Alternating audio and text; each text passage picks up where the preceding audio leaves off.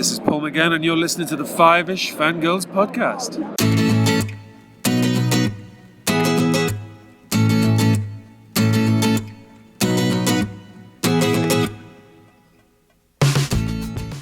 The tangents this week continue all the way to episode 370 of the Five-ish Fangirls podcast. Oh yes, breathe in deep, Lieutenant Commander. You too, Charlie.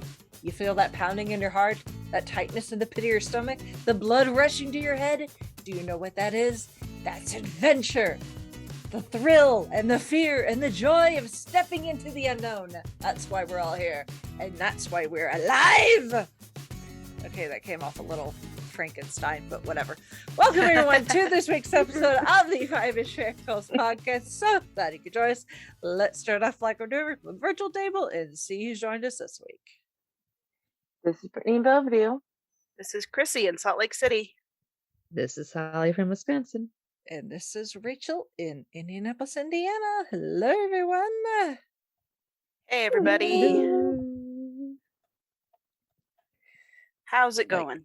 It's a going. So, Yeah. oh, all right. Well, we have got quite a bit of ground to cover, so we're going to jump right into it. First up, news. Not a whole lot of news, but first off, reminder that the Gen Con catalog, say that 5 times fast, is now live. So you can go start making it your wish lists for when event registration opens up on the 15th of May. And I've already been in there myself making a wish list. So Nice. got some maybe tried some new things this year. So we'll see. Sweet. Yeah, it all just depends on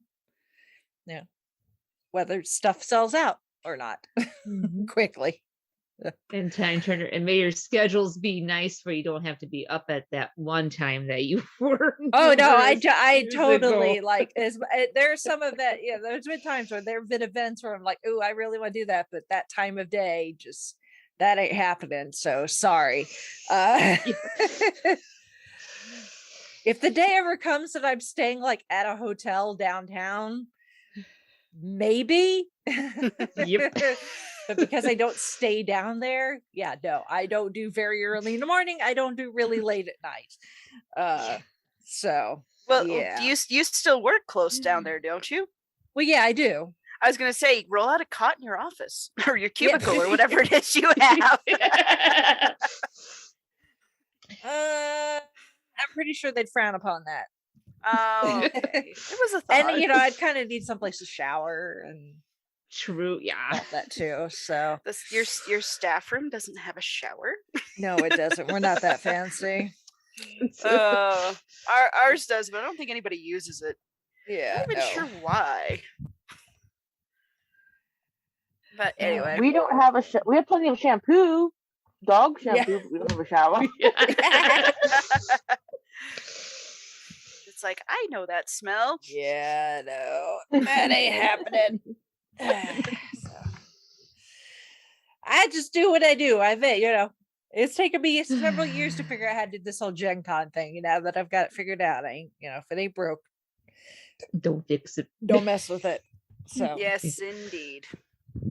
So, but yeah, go in there, make that wish list, make sure you got it in the priority order that you want, so that on the 15th, when the purchase window opens, you can just go and hope you get the ones you want. So, Yep, get your stuff, get in, get out, go back to bed or whatever. Mhm. yeah, I think it opens at like noon or something. So Oh, I Well, mean, that's I mean, good. you are talking about your gaming nerds, so yeah, they might just be going to bed when the registration goes on sale. So who knows? Who knows, indeed. So strike while the iron is hot. You never Yeah. know. Yeah. Oh. So there is that. So have fun perusing the event catalog. It's nice to see it back to its humongous, oversized monstrosity that it normally is. So that's always nice. It's always good Yep. to have options. So it also helps that it's back in its proper place in the calendar, so that they can actually use things like the football stadium, because it's not in the middle of the NFL season like it was last year. Yeah, that's a little tricky. I'm sure the Colts Yeah. the Colts schedule takes precedent, even though they lost to Jacksonville at the end. I'm still not sore about that at all. But that's another podcast. Yeah, that's just the way we roll around here sometimes. Apparently so. Anyway, moving on to more exciting things like yes, I'm so excited about this because so they announced that this will be part 5 Sailor Moon Crystal. It's actually Sailor Moon Cosmos. They're going to do it the same way they did the 4th story arc, which is split it into 2 movies, which worked really well with Eternal. I think. I'm just waiting for the year to pass so Netflix can say, okay, you can put it on Blu-ray now, because I really want it on Blu-ray. But yes, so this is the 5th and final story arc going along with the manga, and this is the one, spoiler alert for 30 plus year old spoilers, rocks fall, everyone dies, but then they come back. This is a story arc that in the anime that they originally did, it was so completely borked and just kind of a mess, even though everyone claims that they love it, and I'm just like, I think you're full of crap. But right. But the creator, like, she was to the point, because everyone kept asking her, make more. So basically, she just killed everybody off at the end.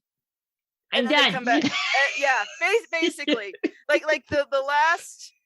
I don't remember how many chapters it is, but it's at least 1 volume. It's like, okay, we're gonna kill you, and then bring these people in, gonna kill you, and bring these people in, and gonna kill you. And that's how the ending goes. It's so over the top ridiculous. Don't look at me funny, or I'm gonna kill you too.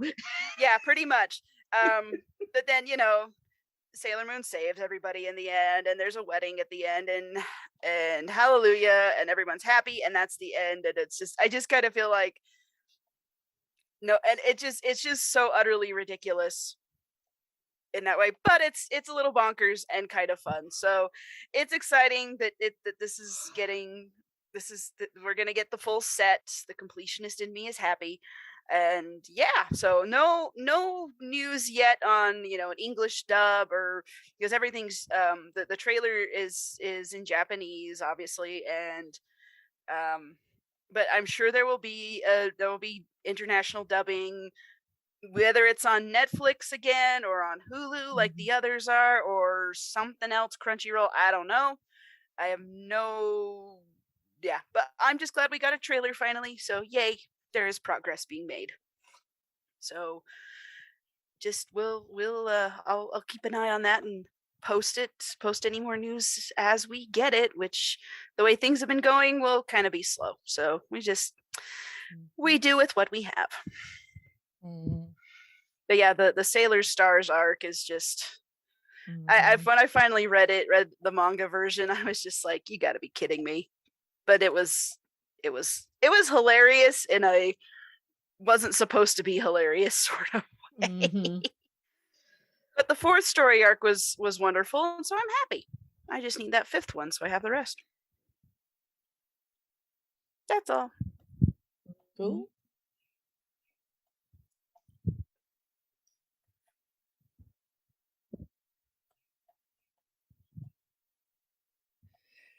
All right, so moving on to some housekeeping. We are in a new month. Thank you, interwebs, for once again all the Justin Timberlake NSYNC related memes. There's been some, if you follow some of the Queen websites, it's just like, hey, it's gonna be May, and there's pictures of Brian May popping up. I'm like, cool. Which I think is a little more, I don't want to say appropriate, but a little less cringy. Yeah, nice, a little more our speed. Yes, we'll say. Well, yeah, that's a good way of putting it. Also, this is my birthday month, so I just am kind of like, really? This is what you're going with? Give me the astrophysicist curly-haired guitar player, please. Yes. No, my favorite one is the one where it's like astrophysicist Brian May, with assistance from F. Mercury, postulated that the world does indeed revolve because of fat bottom girls. Some girls, and because this has not been disputed for the last 40 years, it is now scientific fact. And I'm like, oh, I love it. Nice. I've been meaning to share that on my page, and I keep forgetting. Yes. Anyway. So for the May book club, we have the Ruby's Curse, written by River Song herself, Alex Kingston. And the book poll for June is Whispers of Terror, Project Twilight, Storm Warning. Those are 3 audios. And then for a book, The Doctor Trap, which, if memory serves, is a 10th Doctor and Donna Noble adventure. So I believe you are correct. You have till the end of the month to make your pick. And don't let, you could maybe have tonight's discussion sway your vote, maybe. You're welcome. Perhaps. You never know. Mm-hmm. And then I did happen to put in a guest appearance to Fandom Zone.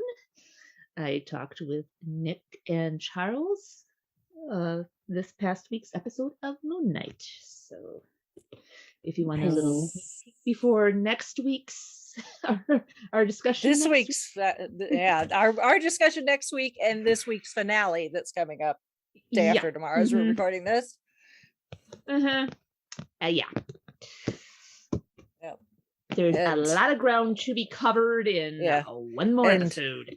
Assuming I survive Thursday night, I should be appearing on Happiness and Darkness this coming Sunday to talk Doctor Strange in the Multiverse of Madness. Like, I'd like to say my body is ready, but my emotions are not. But I don't even know if my body is ready for this. I don't think I am prepared for just the amount of madness, pun intended, that is going to occur. I'm just wondering how much explaining I'm going to have to do with my mom at the end of watching this, because she does want to go with me, and I'm like, okay, all right, save all your questions for the end. Yes. What has she seen? She's seen the original Doctor Strange. I don't know. We've been so busy with other stuff that we haven't had a chance to get her through some of the episodes of WandaVision. So it's just like she does know who Scarlet Witch is. So that's a bonus. So yeah. So we will make do. Yep. Or I just set her up. Or we'll just all be dead, and it's been nice knowing y'all. It's just like, okay, Mario, Coco, you keep mom occupied. Put WandaVision on Disney Plus. Enjoy. Or barring that, just enjoy the ride and just accept that it's going to be bonkers. Yeah. Yes. Yeah, especially considering right now, as we're recording this, the red carpet is happening in Los Angeles. So, and I have heard rumblings through Facebook streams to basically stay off Twitter, because there are some people that are going on and spoiling stuff. Well, the good thing, I barely go on Twitter, like maybe once every other month. I saw something that I kind of wish I hadn't, and it technically wasn't a spoiler, because it was something that was in one of the trailers or TV ads.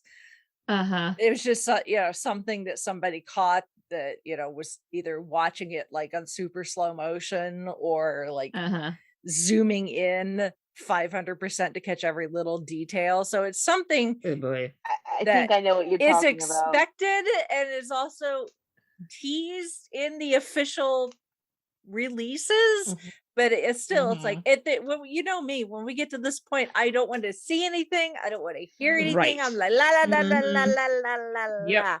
So Yep.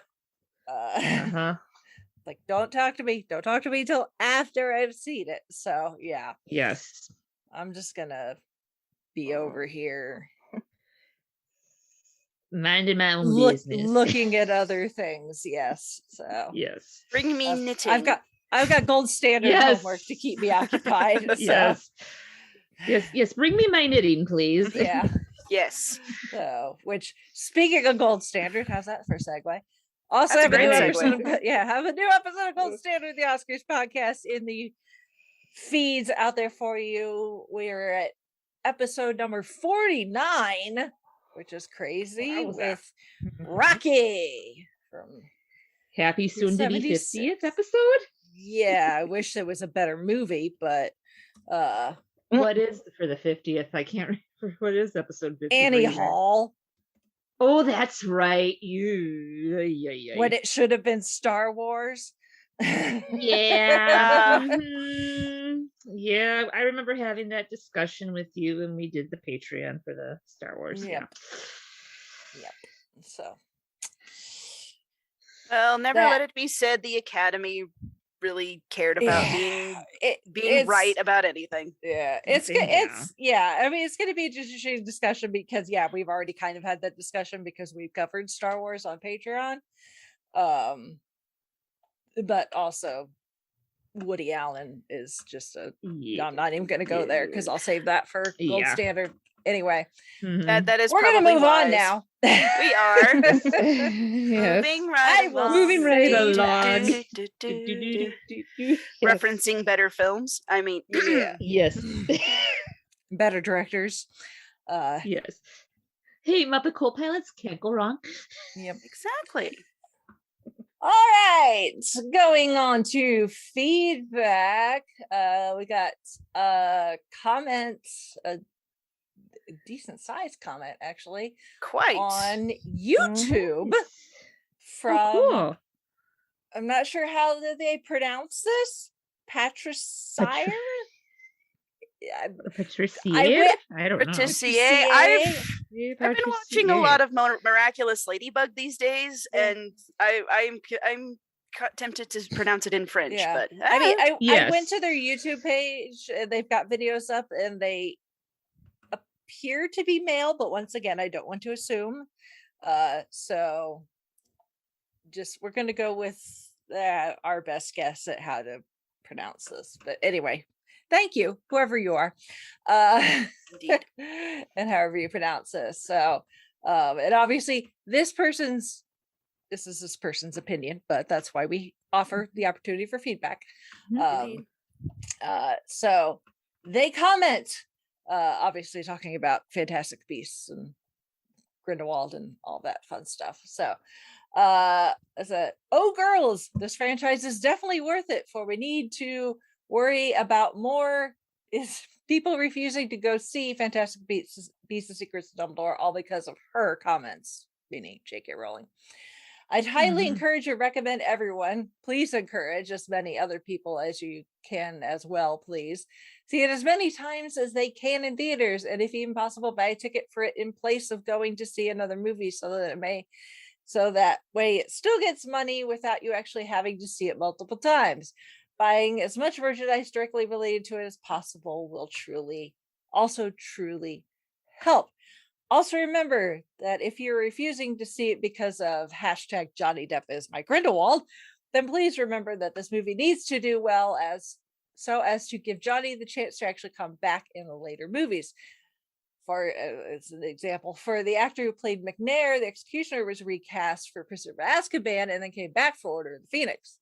Bottom line is that if Fantastic Beasts doesn't do well and they don't make the remaining two movies, then Johnny definitely will never be back as Grindelwald. Plus, you have to remember that it's about to be a new company with new people overseeing it. So as such, you were technically not paying that company and are actually giving more of a chance to them not having him actually return, especially depending on what may happen with the results of his trial that's going to be happening shortly after the movie comes out. New people taking over Warner Brothers right before it comes out. Also remember in regards to her that she doesn't necessarily get a whole lot of money from this. That is true. As well, the fact remains that many people have pointed out she already has so much money that not supporting the series will not really change any kind of her, quote, power that you may have against her. And after all, the series should not suffer all because of her, for regardless of what you may think, nothing, I repeat, nothing will ever truly take away what a series overall truly means to you, let alone other people. Again, very true. And again, it's not the series that's the problem at all in any kind of way. Also keep in mind that even though it's not the best example, they have at least one transgender person or someone who identifies themselves as they in the cast. So much for her transphobia. Well, there's a lot to unpack here, if I may. Going by what Johnny Depp has at least said about Disney and their treatment of him in this trial, I highly doubt, even if he was offered the chance to come back, that he would take it, which he is well within his rights to tell them to pound sand. And so and also a lot of people were put off from the movie, not because of any extraneous stuff going on, but mostly because the second movie kind of sucked, really. It's kind of a hot mess. It is. Right. It really doesn't. And even this movie, from what I've been able to gather, it's just people talking. Like there's not a lot of magic going on. They walk around, they're like, and we're talking in a train, and then we're gonna go and we're gonna talk at Hogwarts, and we're gonna talk over here, and it's like, where's the magical stuff going on? Yeah. So the fantastical bits that brought us all in the first place. Yeah, and it's like J.K. Rowling, bless her heart, she is more suited to being a book writer because a lot of what she writes works wonderful in a book, not so much in a visual medium. So for a book or even an audiobook, she does great. As a screenwriter or a screenplay, I mean, and yes, Steve Kloves came in, but he was never my favorite of the screenwriters. Not so much. So, and as far as the other, I'm going to say this, and I don't want to bring politics into it, but it does, and I'm not going to touch on it too much. My looking at this, the whole situation, is that for years and years and years, we were told, listen to victims, listen to their stories, listen to their concerns. And we have someone, she has come out and been a wonderful advocate for victims of abuse and things like that, and domestic abuse, and poverty and all the things that she overcame. And then she comes out, and because it is a sensitive issue and a sensitive topic, and maybe doesn't, and it's a messy situation, as many life situations are, to have her be treated as she has been treated just for speaking up and saying, hey, look, there's another side to all this, and everybody jumped down her throat because of it, that does not sit well with me personally. And I think there is a conversation to be had, but you cannot have that conversation if you're going around telling everybody, saying, well, you're just a blankety blank istophobe, fill in whatever your epithet is. So I think we need to have some more conversations. I think we need to listen to people and their experiences. I mean, I've definitely had a lot of experiences that I wouldn't know how to explain without getting told, well, you're just a terrible human being. Yeah. So that is kind of my thought on the situation. You're kind of coming from a lot of different perspectives here, with the Johnny Depp situation, and also the Ezra Miller situation and all of that's going on. Like, yeah, holy cow. There's a lot there's a lot going on, going on, and also the yeah. new people who own Warner Brothers.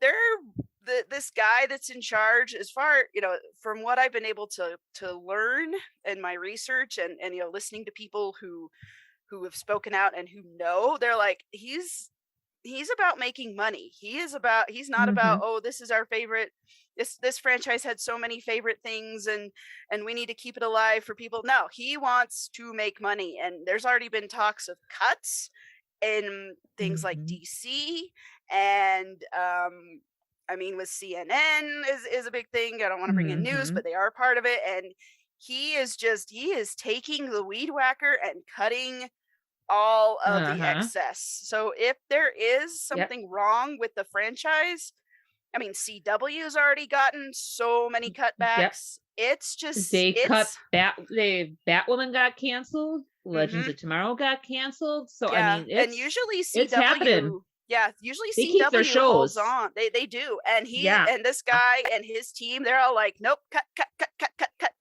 because they're not these things aren't making money, and honestly, it's not about being artistic, and it's not about a message. It's all about the almighty dollar. It's about the almighty dollar. Ratings. That's how things people get in made. Seats. People don't want to hear this, but you need to make money in order to produce anything. So you can be artistic and whatever all you want, but if the person who's paying the bills doesn't see a return, you're done. And I know that's not a popular opinion to say, but it's kind of the reality that's smacking everybody in the face right now, especially in the entertainment industry. And I mean, I don't want to sit here and be kind of a bitch about it, but sorry, it's what's happening. Yeah. So you're absolutely right that you're spot on. It comes down to the almighty dollar at the end of the day. That's just the world that we live in. And money comes from butts and seats and people watching stuff on TV and getting ratings and and making the advertisers happy. So if people aren't watching, then they're not going to invest the money in it, regardless of what kind of clout there may be to an IP. Yeah, and you may love it. You may be a big fan of this thing, but they need normal people like Holly's mom, for an example. We were just talking about with her going to Doctor Strange, and you're like, you know what? I don't know what's going on, but I'm enjoying the ride. And there's a lot more people like that than there are of people who are listening to podcasts and getting worked up over every minute the detail. diehards that will diehards, their and butt goes in the seat regardless of but they're anything. But it's the normies that to use a phrase, it's the normies that make those that pay those millions and millions and millions of dollars, because quite frankly, there's a lot of us nerds and fangirls and geeks and whatever you want to call us, but we're still a minority, which is fine, because everybody's got their thing. But these movies don't do well unless a vast majority of people show up, and if a vast majority of people aren't showing up to Fantastic Beasts because the last movie was too confusing, or whatever other thing is going on, then oh well, that's how it's been for forever. I mean, we were just kind of mentioning with Gold Standard, they're reviewing Annie Hall, and we're thinking like, what the heck is that? But we know Star Wars, absolutely, because it's been because it stood the test of time, because people love it. So anyway, that was my probably needless speech on the whole thing, but I've been following the whole Warner Brothers thing, and it's been hilarious. in some places. Well, and it's so crazy because Chauncey and I we had a little day date yesterday, and we were in the car for a while, and even he was like, are you watching this Johnny Depp thing that's going on? Like even he knows about it. Yes. And he was questioning why are they live streaming it? Why is this being so public for something like this? And that I don't know. I don't know if that's like a jurisdiction thing that like all all cases need to be public record and that's just the easiest way to do it? It's well, it's a celebrity, and there's a lot Right. of legal YouTubers who have, it's been kind of a thing where they'll live stream court cases are available publicly and they'll comment on it. And I think a lot of that is what's going on too. Yeah. So there's people who like have no clue what's going on, no interest in law, but there's like someone who can explain it to them in a way they can understand. Yeah. And also, everybody knows who Johnny Depp is, and there was some weird controversy with him, and this is what it is, and ew, she's a you know what. Yeah. and everybody and then the interesting thing, she fires her PR firm. Oh yeah, I hadn't got to that part. One. I was like, okay, like that's really gonna do you any good right now. This is why tabloids are such a lucrative market, because everybody wants to know, even though everyone's like, ew, tabloids are so gross and so this. It's like, no, there's a reason that they're still around. Because everybody has to know, even though they pretend they don't. Yep. Yeah. That went down quite. Don Henley was right when he wrote Dirty Laundry. Yeah. Go pop in Scandal by Queen while you're at it. That too, yes. Because now I've got Freddie in my head going, here come the bad news, open the floodgates. It's a catchy song, by the way. Yes. Yep. So anyway. But obviously we've pretty much voiced our opinions on the last episode. So I think that your comments are your comments are perfectly valid. We really appreciate your input. Of course. And I think in a way this is kind of kind of like what you were saying, Chrissy, where we really just need to be talking to each other. Yeah. And not just and not just sending tweets. Yeah. That's the biggest thing, is actually making that human connection. Yeah. I mean, and a lot of the situation, I'm looking at this like, there's some nuance to this that nobody wants to hear, because they just want to have their bumper sticker and wave their banner and just thump their chest and say, I'm right, you're wrong. And I think if we can, I mean, everybody's talking about how divided, not just in the United States, but everywhere, how divided everybody is. And someone's like, well, we need to be united. And it's like, okay, united over what? And well, we just need to be united, which sometimes people take to think, oh, so I just agree with you. I mean, we're all people, and our opinions don't change just because, I want to agree with my friend and not fight, but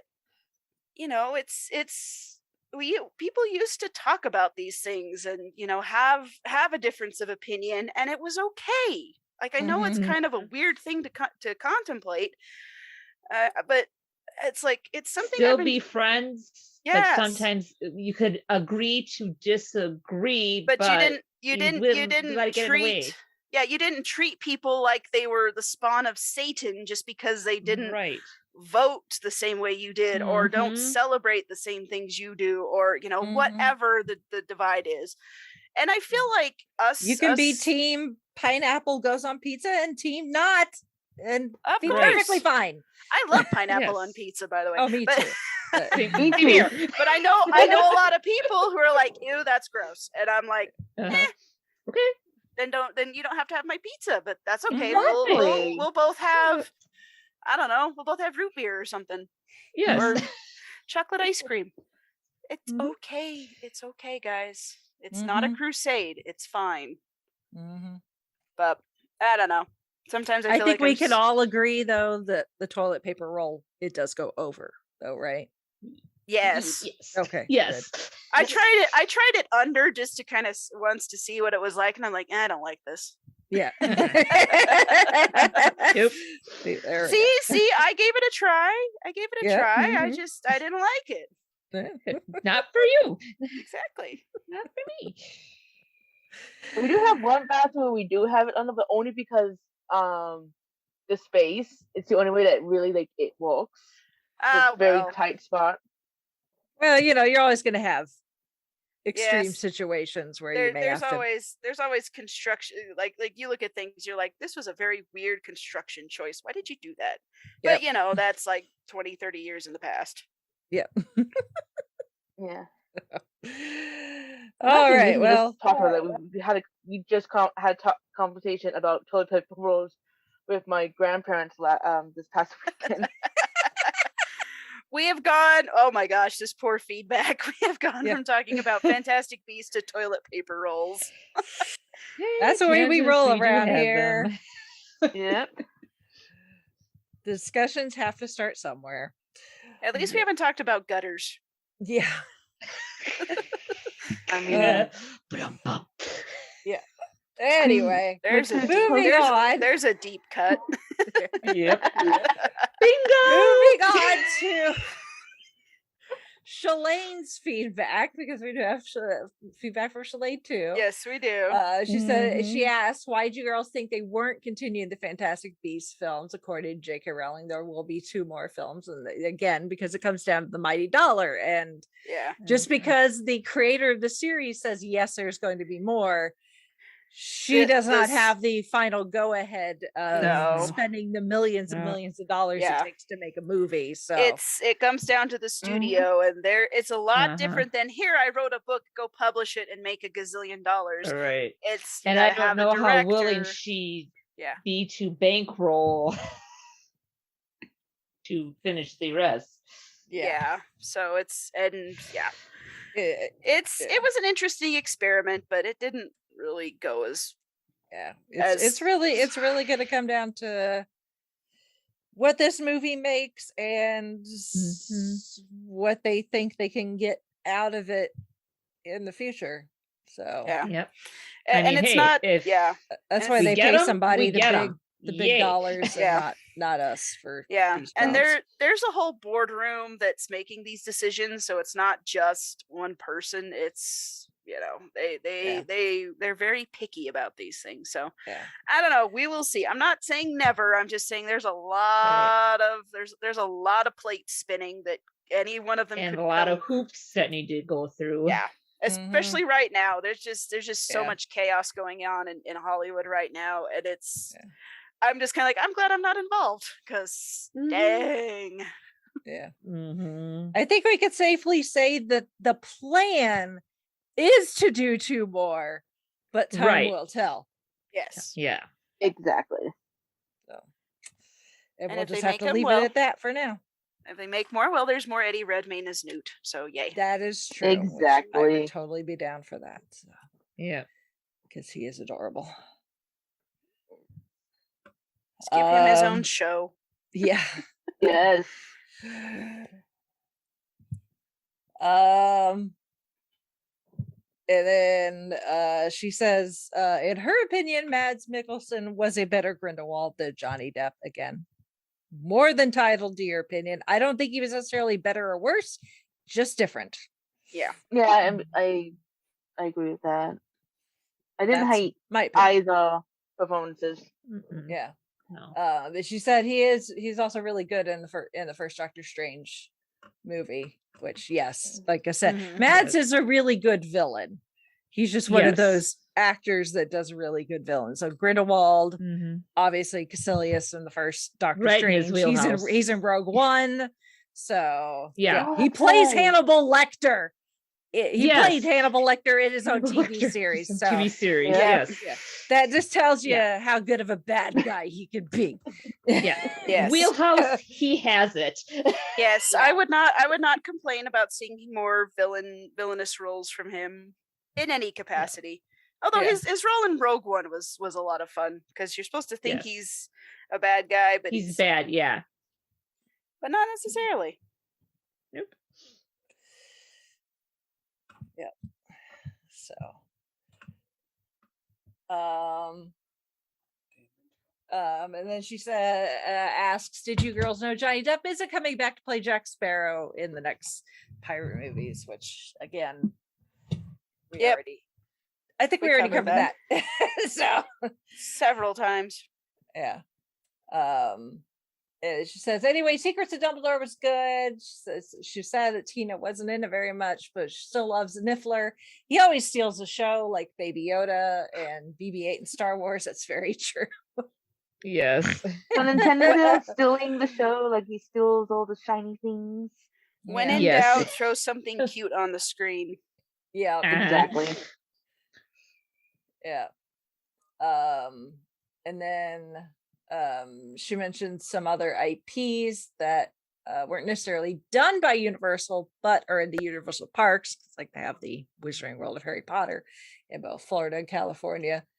So things like Transformers, The Simpsons, which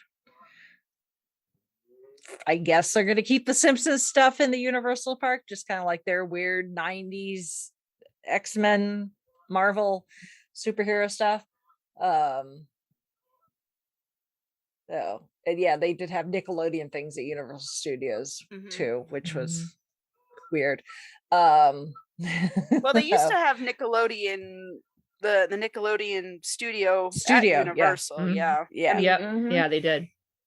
I remember that. I visited once. I just always Same saw here. advertised at the end of like Legends of the Hidden Temple or Yes. Guts or some of those other Nickelodeon game shows. I was like, I want to go to Universal and I want to go to Nickelodeon Studios, and it never Yeah. happened. And now it doesn't exist. Yeah. She says she's glad that Warner Brothers decided to keep the movie in theaters and not do that whole in theaters on demand thing on the same day. Me too. There's something about seeing the Wizarding World on a big screen that just Oh, yes. Yes. feels really good. She mentioned some of her favorite parts, but they're kind of possibly spoilery, so I'm not going to mention those out loud for any of our listeners that have not seen the movie yet. Although one of these is in one of the trailers when Dumbledore says 10 points to Hufflepuff to Newt. So like, I'm pretty sure Newt cannot earn points for Hufflepuff after graduating, but Right. I enjoy the sentiment. We all know what it means. And he's not. they're he's not honorary yet, points. so he- Yes. And then her last comment again, also kind of spoilery, so we're not going to mention that. So sorry, Shalane, we chopped some of your comments. But The statute of limitations has not yet run out. yeah. Yes. Apologies. But again, thank you for the feedback. So, all right. So we're going to move on to this week's main topic, which is a double shot of Doctor Who. Yay. So we'll get the out of the way with the second Easter special in New Who's Run. Legend of the Sea Devils, which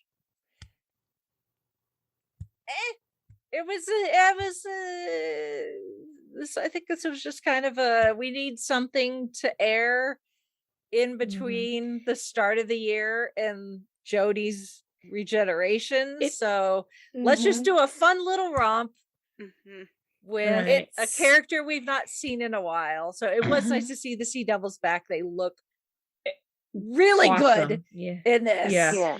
And it almost kind of felt like they could have put this in the regular season a little bit. Yeah. And then they could especially have considering done how a short special. this was only 48 minutes long.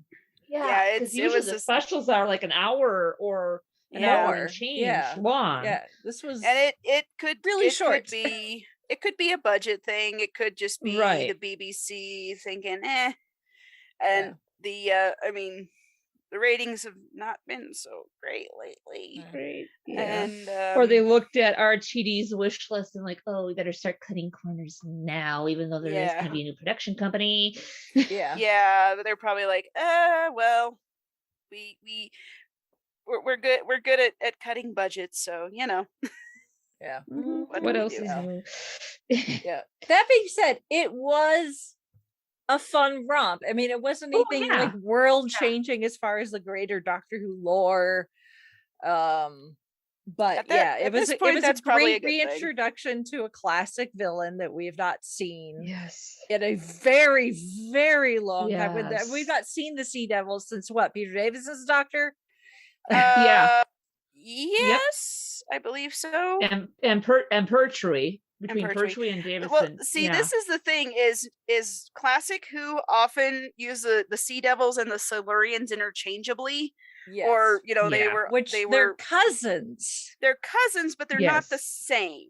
Yeah, they're So not the it's a exact same little species. Yeah, so it's a little tricky because for me anyway, I keep thinking, okay, Warriors of the Deep, was that Sea Devils or Silurians? And I keep forgetting, excuse me, which one it is. So it could be Peter Davison, it could be John Pertwee. But I think there's an actual Sea Devils episode that's a Pertwee. Pertwee, It's just the Sea Devils. Warriors of the Deep, I think they get name dropped. Yes. But aren't actually seen. Right. Or they appear very briefly, but not like as image, but not as actual physically there. And Warriors of the Deep is actually Silurians, I believe. Yeah. And the BBC didn't do us any favors when they made that box set of yes. Yeah, it was all of the Sea Devils and Silurian episodes from Classic Who, and it's like, okay, which ones were that? And then anyway. Yeah. Yeah. Point is, there's a bit of confusion in some. Now we need for RTD to bring back is the Merca, and the trifecta will be. Well, not that the Merca's really related, but I think of like aquatic like lizard creatures in Doctor Who. Although Big Finish did do a little bit of a retcon there, and the Merca that we saw on TV is actually a baby, so of course it's kind of. And in the Big Finish audio, the real like adult full-grown Merca is a lot more terrifying. Hey, you know what? If we could get a full-size T-Rex to swallow the TARDIS, anything can, why not have a full-size Merca and it's on TV? And it's utterly terrifying, and we're like, oh, that's what it was supposed to be. Supposed to be, yes. Yeah. I love the Merca, just in its own little baby toddler monster. That's why it is the officially unofficial mascot of Traveling the Vortex. So. Yes. Yes. So it has a warm, gooey, soft spot in my heart. Yeah. Now, what I found interesting with this story is, we've got pirates, but not like your Johnny Depp type pirates. We have, Asian, in this case, Chinese pirates, and she's not the villain per se. She's just kind of what kickstarts this entire thing. So she's more of an antagonist. This pirate queen, Madam Ching, was an actual person. Yep. Yeah, she was an actual Chinese pirate who sailed around the South China Sea in the early 1800s.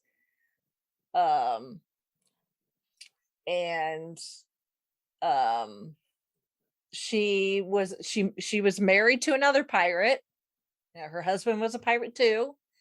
And after he died, she took control of his kind of fleet, and she was the unofficial commander of the Guangdong Pirate Confederation. Her fleet composed of 400 junks, which is a type of ship, and between 40 and 60,000 pirates in 1805. And she went up against like the East India Company, the Portuguese Empire. She ended up surrendering in 1810. But she got to keep her good chunk of the fleet, and it kept her out of jail, actually. And even at the time when she surrendered, she had 24 ships and over 1,400 pirates. And ended up living a nice long went into retirement, ended up dying at the age of 68. Which for that time was pretty good. Pretty old. Oh, good. Yeah. Yeah. Yeah. That was ancient. Yeah. Mhm. But I thought that was really That was cool. like that, 90s I or was 100s back Yeah. then. yeah. then. It's like, Yeah, it's kind of interesting. Like, we think, in the West, we think pirates, we think, Blackbeard, Long John Silver, those kind of things. But there were actually pirates in the, the South China Sea and Asia and those sorts of things. So it's really interesting to get into that history and those. I don't want to call it lore or legends, but you get those larger than life historical figures, and sometimes you wonder, okay, what really happened? What's been exaggerated? But it's really cool, regardless. yeah, it was pretty cool to watch. Fun little romp. Poor Dan. Yeah. Tricking him to wearing the stereotypical she pirate garb. got him good. And the doctor channeling River Song with, what in the world are you wearing, or something? Yeah. along What those in the lines. name of sanity? Sanity are you wearing? Yes. Yep. So yeah, it wasn't terrible. But it wasn't amazing either. It was just kind of in the middle, just kind of a fun little romp, Yeah. really. So you can't complain too much. That being said, little teaser we got for the yet to be scheduled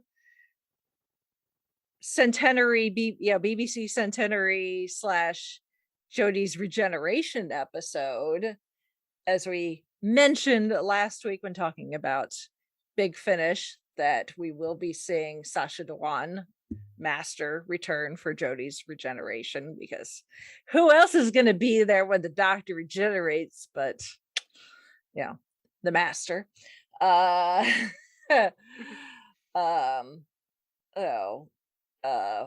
But the Doctor is not going to be going into this regeneration alone. Hopefully their paths will actually cross, and we're not, it's not going to be like a whole, like when Captain Jack returned the first, the first time, and a he and the Doctor teaser, never and they're all like, "Here, look who we're bringing back, totes." Yeah, so hopefully they will actually be in some scenes together. But we are going to see the return of Sophie Aldred as Ace and Janet Fielding as Tegan. Which is an interesting combination, but not Yes. an unwelcome one. It's kind of No. like, okay, well, definitely, Big Finish be taking notes of where you can stick these some adventures with these two in here. Uh-huh. Because yay.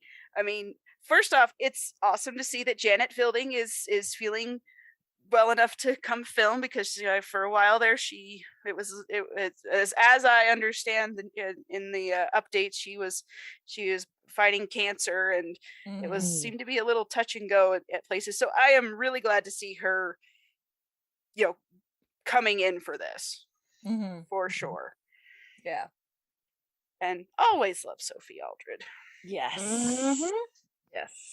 So I'm so excited.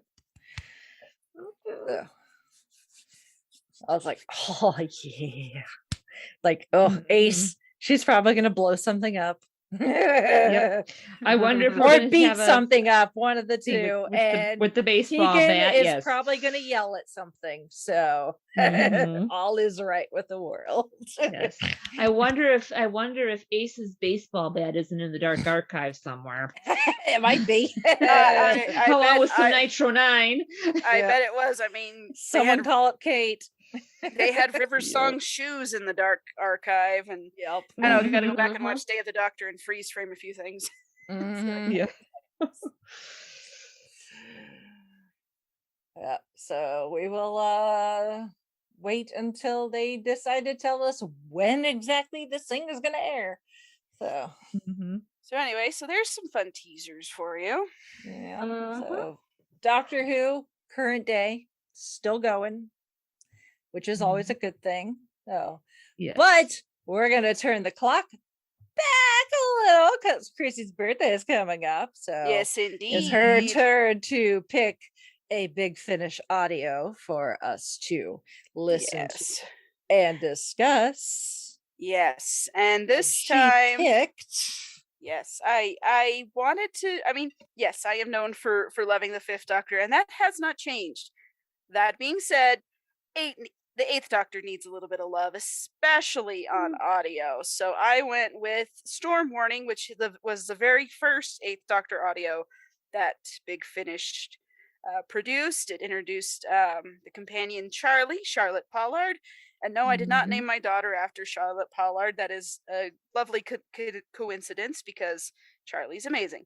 But yes, this has always been a favorite of mine. And this is You know, early Big Finish. This is Yes. mainline number 16. yes, and Yes. this is.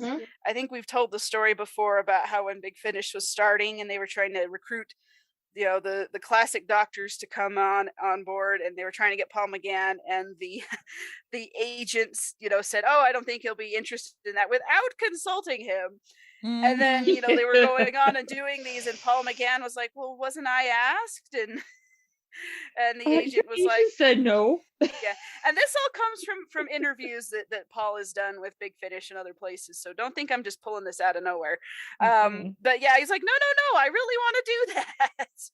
They just And current agent happened to be former agent. yeah, I would that. assume. Yeah, I don't know about that detail, but it is not outside the realm of possibility. But yes, so they contacted Big Finish, and they were like, "Heck yes, you can come do the Eighth Doctor."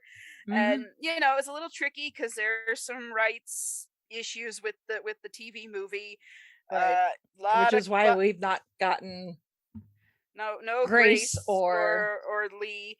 But Daphne Ashbrook and Yi Ji So have appeared in Big Finish just as different characters. Right. So they are not left out because they're original characters for the movie, and therefore they are owned by Universal of all people.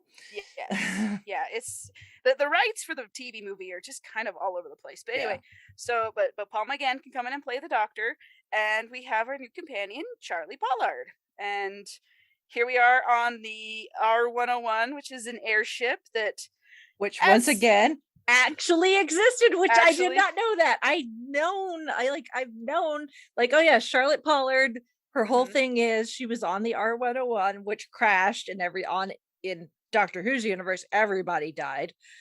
And she ended up with the Doctor and therefore didn't die, which makes her a whatever terminology you want to use, a tear in the web of she's time. A temporal anomaly. Yeah, she should not exist. Therefore, she should not exist. Time goes wonky, and that is sort of the theme of her entire run on Big Finish.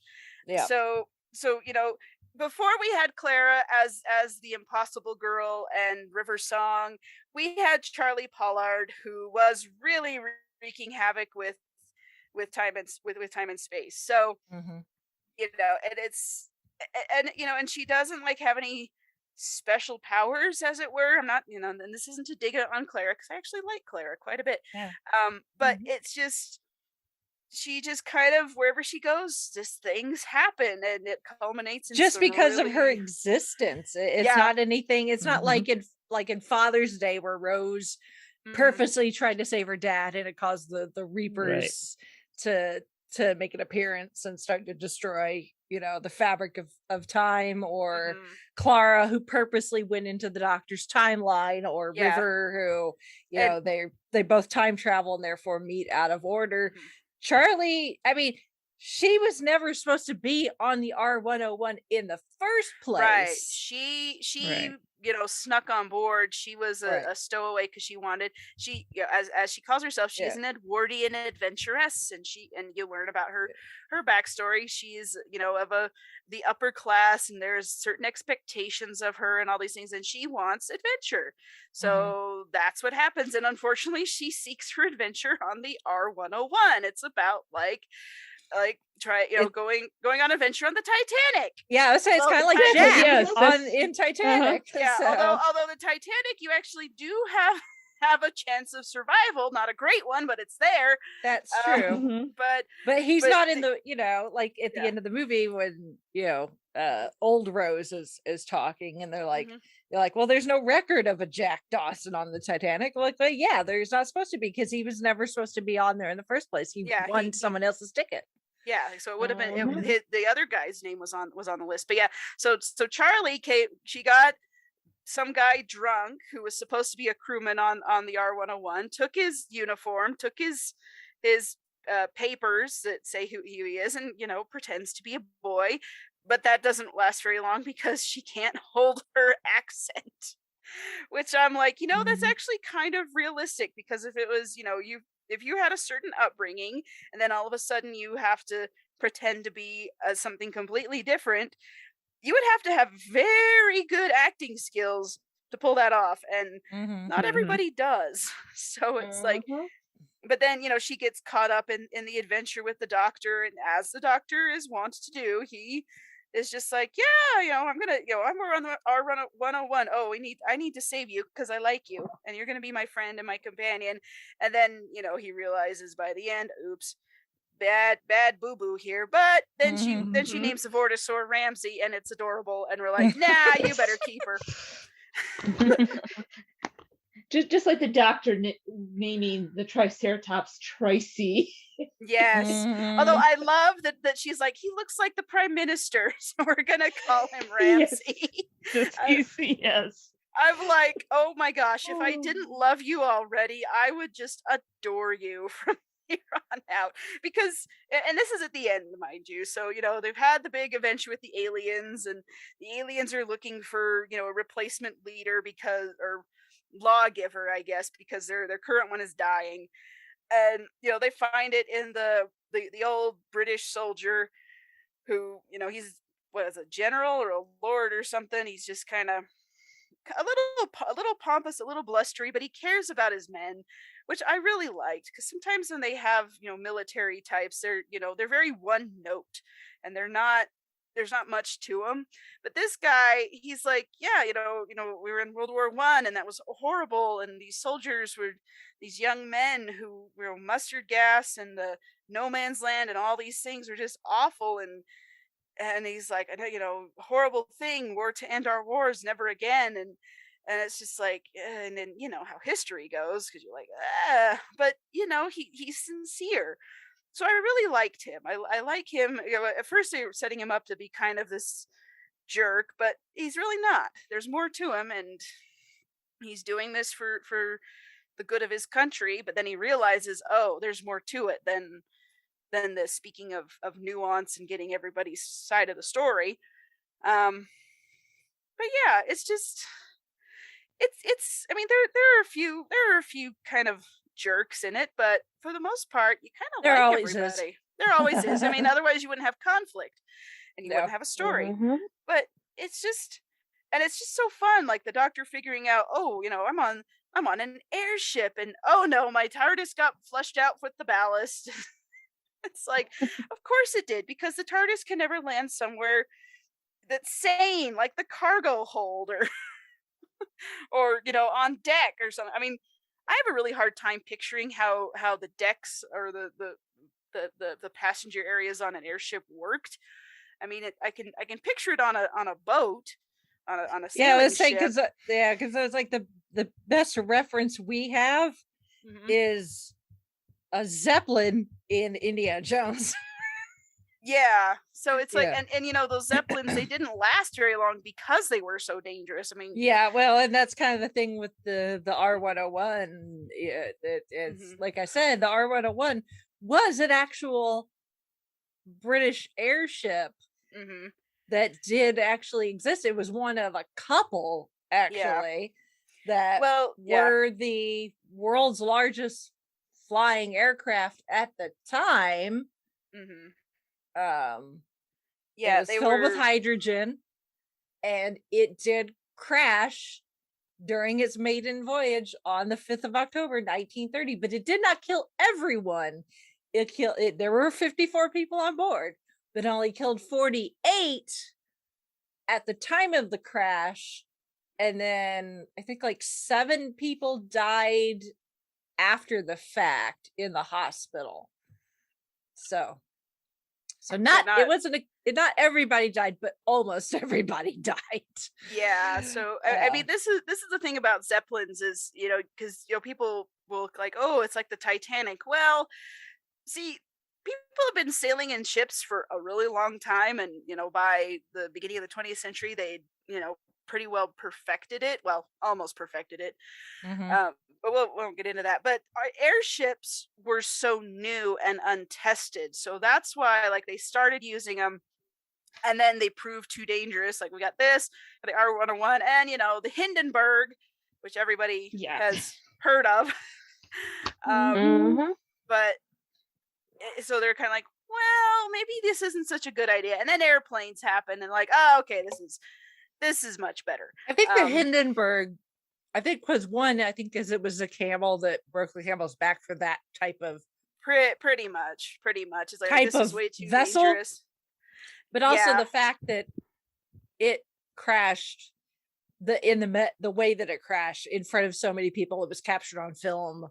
Yeah. So That's why it's the most famous. Yeah. But or and, when infamous, people, depending on how you want or to look at infamous, it. yeah. And people see that and they're like, hell no, we're not getting on that thing. I'm gonna take a Mm. boat. That's much safer. Mhm. It may take longer, but safer.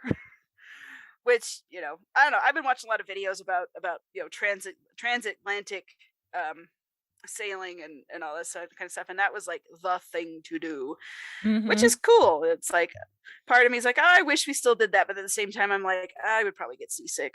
you still can. You still can, but it's not as It's not as common. No. They're not. They tend to be at least with the most of the major cruise lines that do it. Those tend to be repositioning cruises. Yeah. So if they have a ship that it's going to do like, a bunch of stuff up and down like the east coast of North America for a while, and then do part of the season in Europe, obviously the ship has to go from America to Europe, but why do it with an empty ship where it's just nothing but crew when you could have it full of people, right, and make some money, and the people would be like, oh, I can go from New York to Barcelona in 14 days, sign me up. So yeah. And so the being on the ship is part of the vacation, which is kind of cool, but because it's an all include, for the most part, it's like everything you need for a comfortable vacation, all your food and your entertainment and place to sleep, and pretty much. It's just, I mean, back then it was, oh, I'm a businessman in New York, and I have a part of my company in England, so I need to go there and be part of this big decision or big thing, whatever we're doing. So oh, I've got to go for it's like a business trip, or I'm gonna go visit family, and or the way that we fly on airplanes is how they sailed on ships. So the whole thing with the Zeppelins, it was okay, well, instead of sailing, well, now we can fly, and it might even be faster, except they built them with hydrogen, which is extremely flammable. Which, I mean, and I've heard people talk like, well, what if they'd done it with helium? Would that have worked better? And we're like, maybe not. It's kind of hard to tell for sure, but it is one of those what if sorts of things. But anyway, so the R101, good idea, just executed very poorly. I found some interesting historical websites that I will have linked in the show notes, including how there's an Italian company that's trying to do a modern airship. Well, as long as they don't use hydrogen, that might work. Right. Yeah, I'm not entirely sure what they're trying to use. But I am not an engineer. I just know that Yeah. certain elements that are Yeah. lighter than air are very they go up if Mhm. there's even a little spark, and then there are some that are kind of chill and they don't. yeah. Mm-hmm. So I don't know. Good luck to him, I guess. Yeah. Mhm. And try not to blow anything up, please. Yeah. Yeah. That would be sad. Well, I don't know. Oh yeah. Well, the article is from January, so yeah. Oh. So it wasn't like something 10 years ago and like, hey, we're Nope, totally gonna it's an try article this. from the Daily Mail from this past January. So Okay, well, but it talks more about the history of the R101 than ah, it goes into this Italian company that's supposedly going to attempt their own. So who knows? you know what? If they want to try it, that is they're welcome to try. Mm-hmm. I mean, it is a Mhm. fascinating history, and like just all these things that people were trying in the early 20th century, and just it was like technology was just booming, and it was like the sky's the limit, quite literally, Mm-hmm. of Mhm. what people wanted to try. And it's like, yeah, not all of it worked, but the fact that they were like, hey, why don't we do this? And I mean, there were some big catastrophes, but there were also some huge successes, just with some of the things. And I think we hear about the catastrophes more because, again, tabloids. we cannot resist. We can't resist a train wreck of any kind, or a Zeppelin wreck, as it were. And we just kind of have this weird, like, the human fascination with disasters, even though not all of life is a disaster. Anyway, I don't know where I was going with that. There's a reason disaster movies are still a thing. That is true. That is true. My brain's been in a weird place lately, so don't mind me. All those YouTube videos I've been watching. That'll do it. But yeah. Yep. So yeah. Yep. But I mean, yeah, obviously, Doctor Who will dip its toe into actual historical, as we were just talking about with the Sea Devils episode. Oh yeah. Our Lady Pirate, actual person, the R101, actual thing, actually crashed in early October 1930, right near France. Which I always find it fun when Doctor Who, plays with real things. Yeah. Well, I mean, and that was always the idea. It was like, okay, the Doctor's going to go visit historical time periods and meet the people, see what was going on, and then it just always turned into, oh no, we gotta run away from Nero, or the cavemen, or whatever else. So there always had to be some kind of conflict. But yeah, I mean, anytime they do something historical, especially that's something that's not, I mean, they've done World War II so many times, or those sorts of things, which is fine. But when they do something that's a little less well known, I mean, I don't know, maybe R101 is well known in Britain. It probably is. It probably is. But I'm like, I knew about the Hindenburg, but before I listened to this audio, I didn't know what the R101 is. I was like, wait a minute, what? Like, I thought the Hindenburg was German, and like, no, this is British. Like, oh, this is pre-Hindenburg. This is pre-Hindenburg. So that gets you to like, okay, well, let me look it up. The Hindenburg was not for another like 7 years or something after the R101 crash.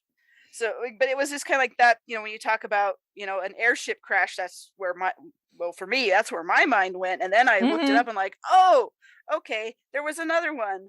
Okay, now I really understand why airships are not really a huge thing. That's why we don't live in Pete's world. Yes, because I guess Pete's world didn't have an R101 or a Hindenburg, or theirs worked just fine. Most alternate universes.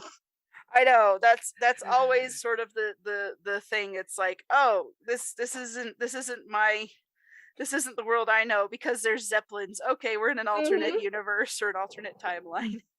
Yeah.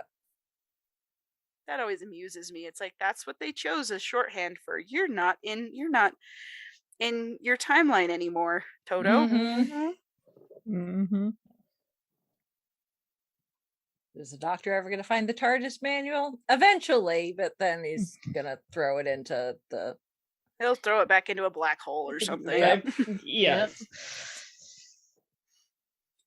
There are some things that are just pool. yeah.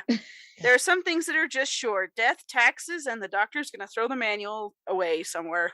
Yes. Yes. Yep. Him read Or that use- manual? Nope. Nope. Don't have time for manuals. No. Not when there's too much fun to be had. Like, How ironic that Time Lord doesn't have time. yeah. Yeah. Uh-huh.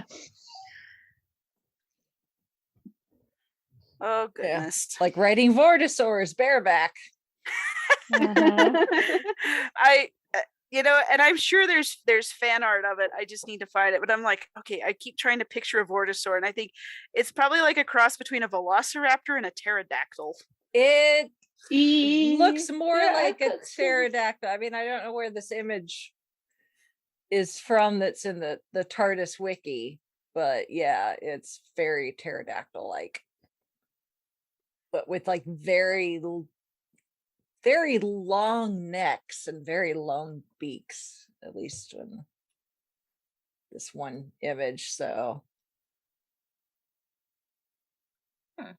but I don't think they've actually ever been oh no, I take that back. They appear. I was saying I didn't think they appear in imagery somewhere, but no, they appear as a card to collect in the game Doctor Who Worlds Apart. Ah. Ooh. But probably not on TV because holy crap, that'd take a lot of budget to make. We had dinosaurs on a spaceship. Why not? Well, that's Yeah. true. Yeah, and then we had the pet at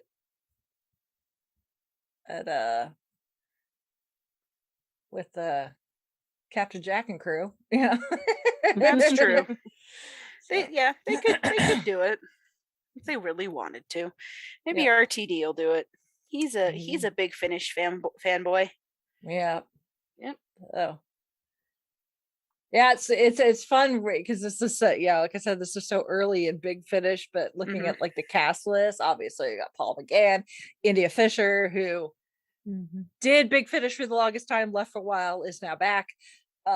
Yes, and Charlie has some of her own standalone spin-off materials. So Yeah. Yes. if you like Charlie, you should totally check those out. Although I would wait until after you'd gone through her entire mainline run because there's some stuff that happens. It's like, holy cow, that you do not want to be spoiled on, and that's all I'm gonna say. Yes.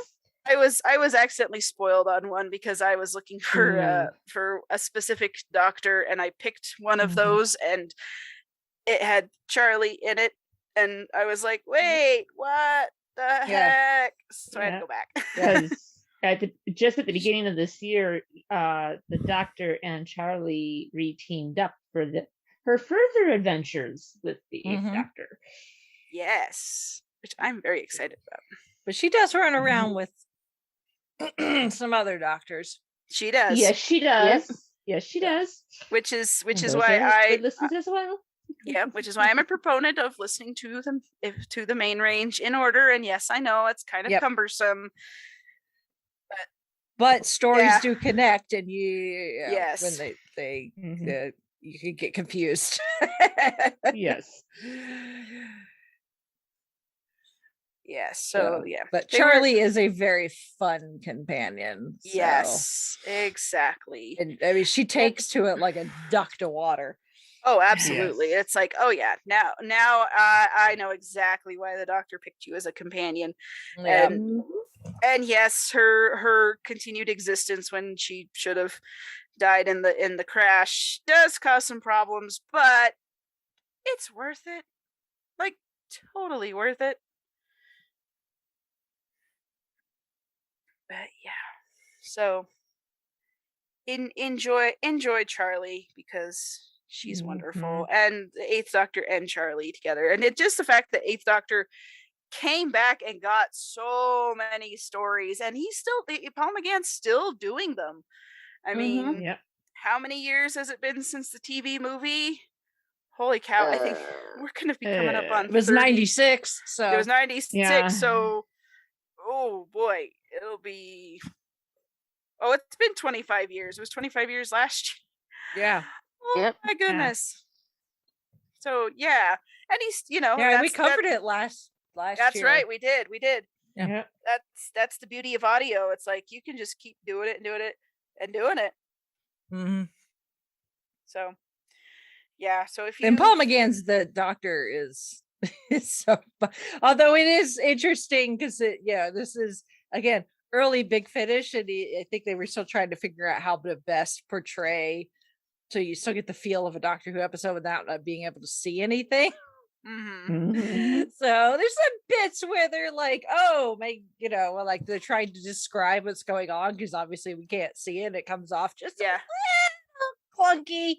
it does, but at the same time you're kind of like, well, it's audio, so I forgive it. So it kind of has to be Yeah. that way. But they're working it out, and it's Yeah. it's all good. So Yeah. It's They worked still- out those kinks since then. yeah, and This and was it doesn't- 2001.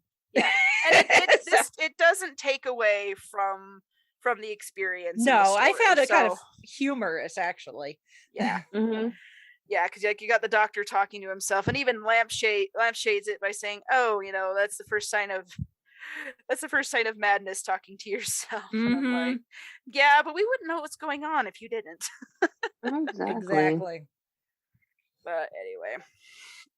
So anyway, Eighth Doctor, check it out on Big Finish. This one is, like I said, it's the early one, so it's one of those that's very deeply discounted. And is this one on $2.99. Spotify? It think- is, but it's not complete. Oh, Because I went at least the playlist that I was referencing where I've listened to others and have now had no problem where they've been all there. And I even went back and checked, like, because I downloaded the playlist to my phone so I didn't have to worry about being on Wi-Fi. And I was like, well, did I maybe not download it all? And I went and looked, and like, no, it's at least the playlist I have, it's not complete. And when I went looking to see if it was anybody else had maybe posted it unofficially, I did not see it elsewhere. So it is on Spotify, but it is not complete. So yeah, you will need to buy it from Big Finish, but like I said, it is deeply discounted. So Yep. it is only $2.99.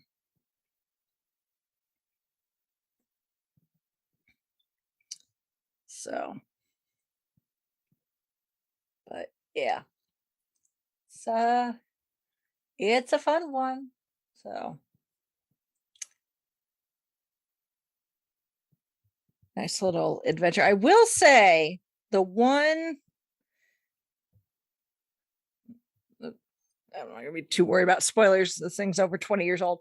I will say when they finally get on the alien ship and they're being introduced to the triad, I guess, of trillions. The what do they call them? The uncreators. The one uncreator that we meet that's in chains. That I found it very difficult to understand what he was saying. But again, I think that's early Big Finish, them trying to figure out how to do like effects on voices and stuff and how still have it be not legible because you're not reading it. Whatever the hearing equivalent of legible is. Discernible. So that's probably like my one kind of maybe a little gripe with this one, and the fact that it is early Big Finish and therefore they're trying to still figure this whole thing out is the effects that they were putting on the alien voices. 2 out of the 3 really easy to understand. The one I was like, what is he saying? So Yeah, I had to pop back a couple times to be like, what is going on? Yeah, but it wasn't too bad. You still get the gist of what's going on. So Oh yeah, that's an icing. But that was probably my one little gripe was.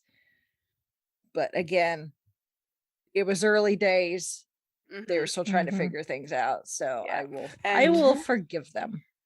And you got to start somewhere. Exactly. Yep. So, but yeah, this was fun. It was a good pick, Chrissy. Yes.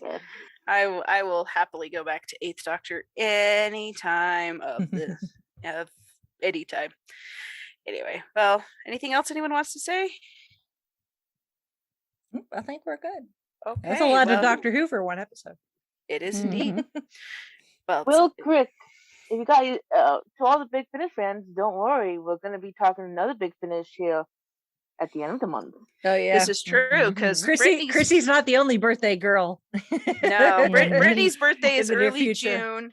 And mine's in the middle of May, but because of scheduling and stuff, we did my birthday one early in May, which is fine.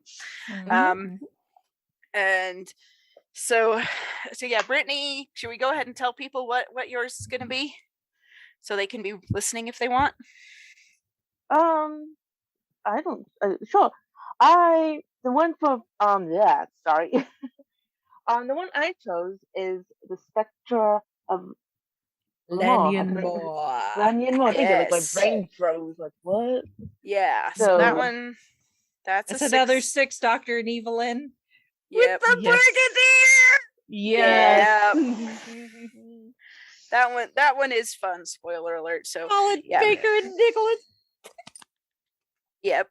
It's so good to go back and listen to some of these that have people who are no longer with us, because it's like, oh, I'm so glad you got that when you did. Yes, exactly. So anyway, so look forward to that. That will be first week of June. No, it will be right now, unless something weird happens. Knock on wood. That will be recording it Memorial Day. Memorial Day. Okay. Memorial Day weekend. Okay. So you have End of May. So this is beginning of May. Then you have end of May if you want to listen to Spectre of Lanyon Moore and send us your thoughts. And again, if you want to send us feedback, as our lovely feedbackers did today, we had a lot. Holy cow, it was awesome. You can send us feedback via email, which our email address is 5ishfangirls@gmail.com. And you can also visit our website, which is the5ishfangirls.com, which has links to all of our social media, YouTube comments. Like we got one on YouTube this week and read it out, so thank you for that. And Facebook and Instagram and those kind of places too. You can also find ways to support the podcast through our Patreon or our merchandise shop. And again, those are all linked on our website. And as always, we thank you for listening. Thank you for sending feedback and interacting with us through our social media. Yeah, we're just glad to know we have listeners and people taking the time to interact with our podcast and what we do. And everyone stay safe and stay sane out there. And whatever it is you do, keep on doing it. Yep. And hopefully everyone is enjoying the new website. Yes, we and do finding those links. I mean, they're at the very top of the page, no matter which page you're on. So yes, I forgot to mention that we do have our revamped. I mean, it's still the same website. It just looks. Yeah, it's the same shiny. URL. It takes you to you don't have to worry about remembering a new address. The address is exactly the same. It's just there we are. Updated look. Yep. So there you go. But if anybody is struggling to find stuff because they're like, oh my goodness, this is not how I remember it, please let us know. And Mhm. I will try to fix it so that it's not as, you're not as lost. Yes. Mhm. And that feedback address works for that as well. So, you know. Anyway. Give us a holla if you lost. Whoop whoop. Love you guys. Yep. All right. Well, All right. So, unless anyone has anything else, we shall sign off for this week. This is Brittany and Belvedere saying goodnight. this is Chrissy saying goodnight from Salt Lake City. This is Holly from Wisconsin saying good evening. And this is Rachel in Indianapolis, Indiana. You know, as much as we love books, if the doctor really wants someone to come and range his bookshelves for him, please call. We will be more than happy to sort through your book collection, doctor. Oh, yes. Mhm. Yes.